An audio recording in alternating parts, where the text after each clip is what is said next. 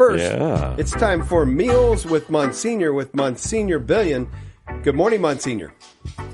Good morning. How are you this morning? We're great. How about you?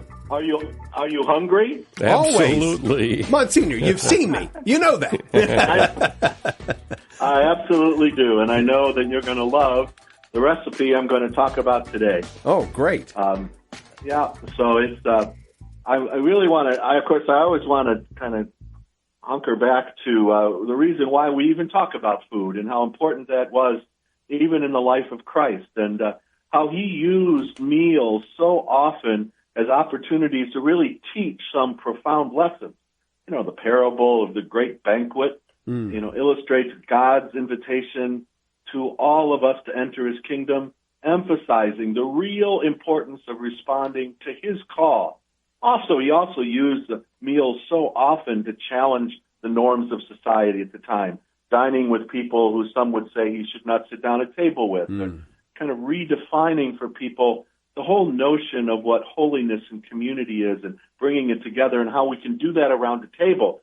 But you can't do it around the table unless you have some food to eat. Right. So we need to think about what we should feast on today. So I'm going to talk about a particular sauce that I make. And every family usually makes their own style of tomato sauce. I make lots of different tomato sauces, but the one I'm going to talk about today is called Arrabbiata sauce. Wow. Arrabbiata in Italian means angry. Okay. So it's an angry sauce. So it's got a little spice to it. It's not a calm, sweet, soft tomato sauce, even though it starts like that. But it's got a little bit of something to catch your taste on your tongue as you eat it. I make it. I grow my own tomatoes, and I'm sure everyone isn't going to do that. But I use two different kinds of tomatoes.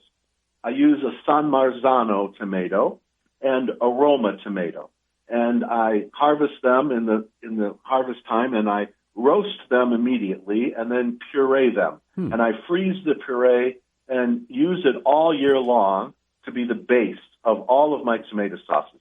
So those two tomatoes are a great tomato to start with if you're going to make sauce, a mixture of San Marzano and Roma tomatoes.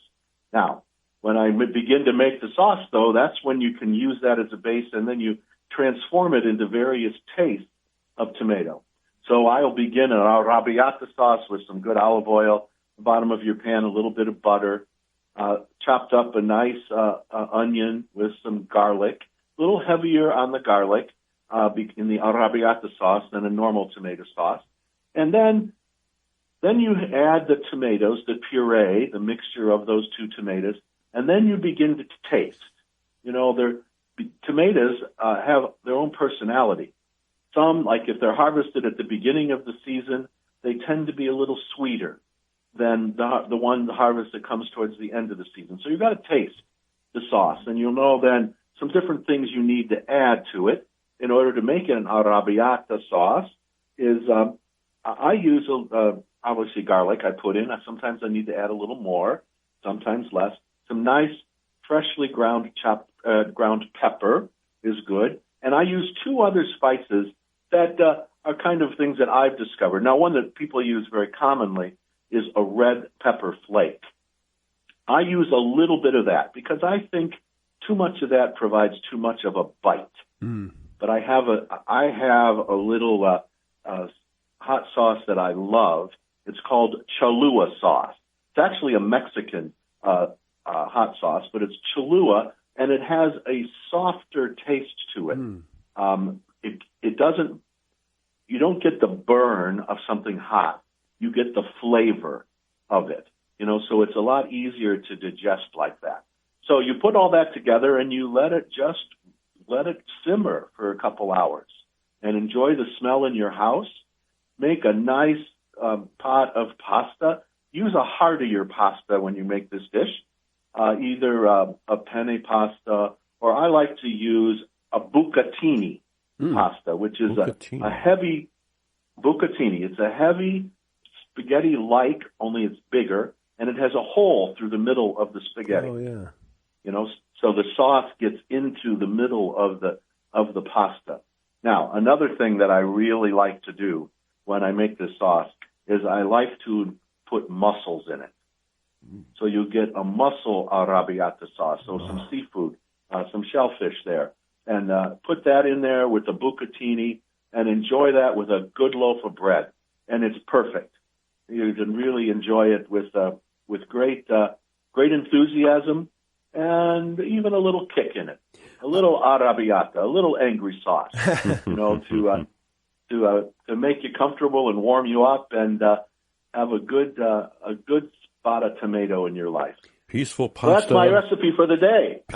It's one of my favorite ones to make. Peaceful pasta and angry sauce. That's a great combination. Yeah, I love it. And there you go. One, I love mussels in anything, but I want to take you back to this, Monsignor. Yeah. I mean, I'm intrigued by this. One, I want to let everybody know that was a quick rundown of everything in here. You can find this particular segment on our Facebook page, on our YouTube page, on our website, and on our app a little bit later today. So if you want to be able to go through and write all this down, you can certainly do it that way. I'm intrigued by this as you were talking. The intimacy of the preparation of the food begins in the garden. Now, I didn't even think about that. Of course, you need to be a good chef, but there's a great advantage if you're also the good gardener. Well, you can't make something great if you start with something that's bad. So you grow good quality stuff, good gifts of the earth. And when we use the good gifts of the earth in a wonderful way, you can go wrong, but you're more likely to be more successful with the outcome of your dish if you start with quality pieces to your recipe. But coming right from the earth is a beautiful thing to do. And now, that doesn't mean you can't find really good products around. They make wonderful products and ones that come actually right from Italy, and they're good. But I trust my own tomatoes. Well, and I love the connection of that in the area of our faith, right? To have the knowledge of the faith is very, very important. But you got to put your hands in the soil. I mean, you've got to be intimate with this. That's absolutely correct. Absolutely correct. Yeah, this sauce, it's very close to the church, this sauce, because it really came from the Lazio region of Italy, which is where Rome is. So it's kind of infamously was created there, infamously promoted there, and eaten well there in the Eternal City. So as we've been focusing so much on the Eternal City and all the activity that's gone on there with the death of our Holy Father, the election of Pope Leo, and me spending time there, I thought I would take something from that particular area of Italy, since we've been focusing spiritually on it so much. We can also focus a little bit at the banquet table from there. I love it. I love it. And I love this feature, Meals with Monsignor. Monsignor Michael Billian, thank you so much. You're very welcome. God bless you all.